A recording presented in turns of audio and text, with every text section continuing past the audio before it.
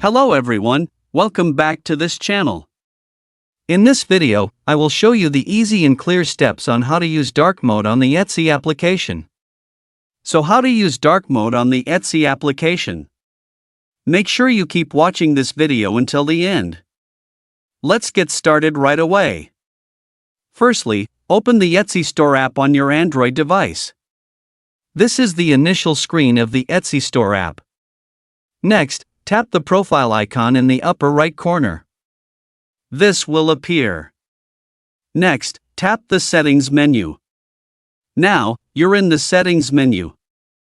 Next, tap the Dark Mode menu. This will appear. Next, tap on. This will switch to dark mode. So that's it, this tutorial on how to use dark mode on the Etsy application. Thank you for watching.